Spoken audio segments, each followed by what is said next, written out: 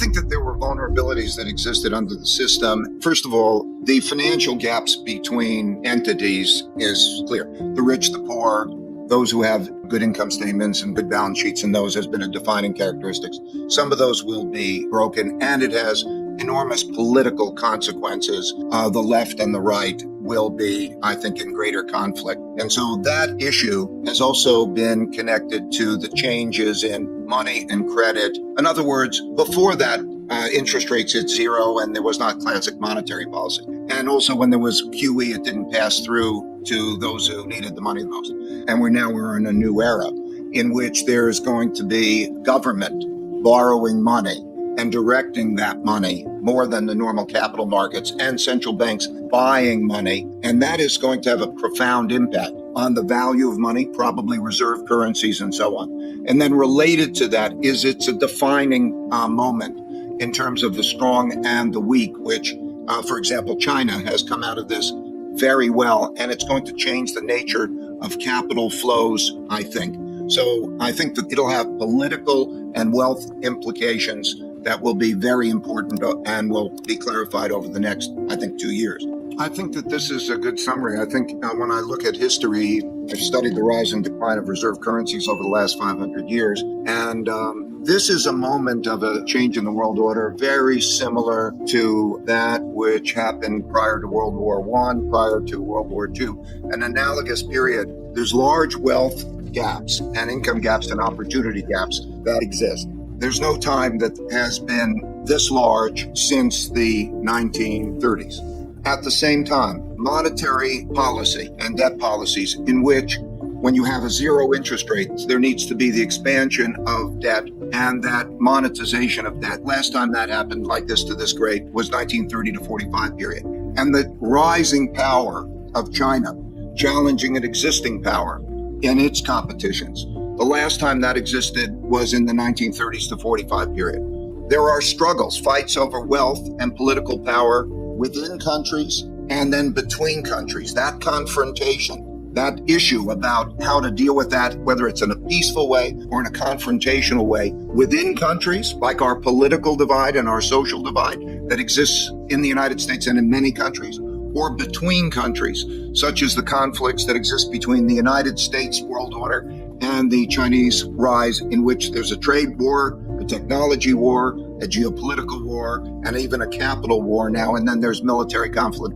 We, I believe, are coming into a more challenging environment because of the nature of how this happens over and over again through history in these cycles. So I think that this is a defining moment of how we're going to be with each other internally within countries and externally, but we're still going to have to face the problems of how do you create money and credit and how do you get it into the hands of those people who need it most. So I think that the summary is completely right, and I hope that we follow that better direction. I'd like to emphasize the portfolio because I think that's probably most relevant to other people. There's a period of, I think, great uncertainty and great risk. And so I think there are three words: diversification, liquidity, and then differentiation. We want to make sure that our investors are not just concentrated in some of the traditional markets. So diversification of how to do that well can reduce risk without reducing opportunity. And that means currency diversification, including the reserve currencies, how much exposure is to the reserve currencies, but it means currency diversification, asset class diversification, country diversification, and that should be the starting point of portfolios. In terms of liquidity, it allows you the flexibility to change as circumstances change. And differentiation is the most important consideration. Now, there are two different worlds. There are worlds that will be orderly and will prosper in this kind of an environment, and you could see it. When that differentiation versus other worlds and markets related to that will be bankrupt and disorderly. That kind of differentiation is important. As far as the business goes, we have, the different location considerations and long relationships that we're building on. You could see it. It's reflected in the income statements and balance sheet. Every individual, every company, every country, how well they are depends on how much their income is relative to their expenses. and how much their assets are relative to their liabilities. So you can see radical differences in the financial consequences of that. Second, the proximity to those who are printing and distributing money. Are you a recipient of that? For example, a lot of the third world is not a recipient of that and is not in good financial situations. And then there's order, political and also social order. And you could see it differentiated in the countries that are controlling the virus and behaving orderly and well together. So you could see those differentiations reflected in the market's behavior, and you could also see it reflected in the political and social conditions. When we look at interest rate market, we look at the earnings yield. When we look at stocks and we look at PEs, they're basically yields. And the capacity of central banks to print money and buy financial assets has essentially led the bond market to go to multiples that are somewhere between 100 times. You put $1 out and you'll get your money back in 100 years. So it's as 100-time multiple.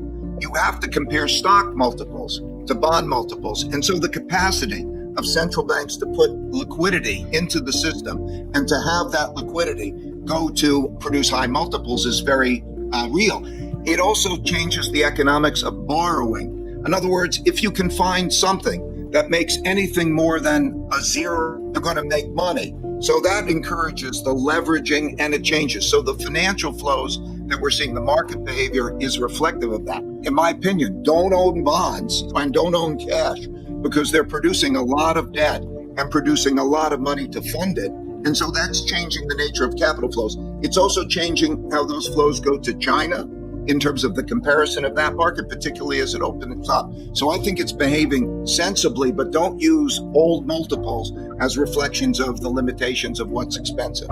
Let me just fast forward on the financial part of that. The cycle is really that debt and credit creates buying power. And so it's a short-term stimulative and it's a longer-term depressant because you have to pay it back.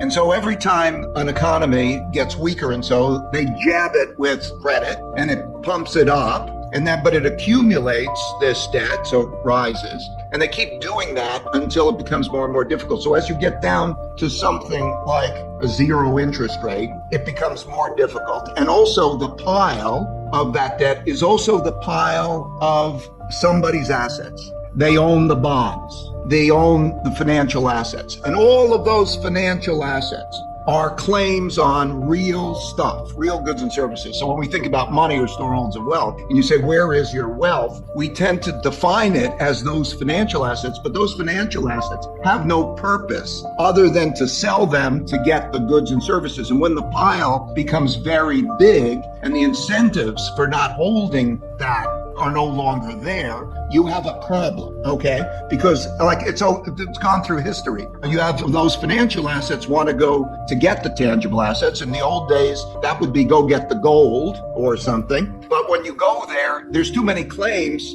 to get it. And then you have that problem, and inevitably, there's the printing of money. So we can think of the financial system. We'll start there before we get to the wealth gap and the other thing. You can basically see that the cycle that we're in, the New World Order, began in 1945 at the end of World War II.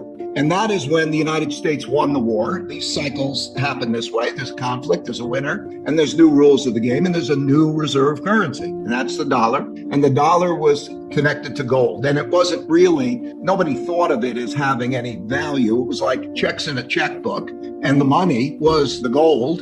And so the little pieces of paper would go get you the gold.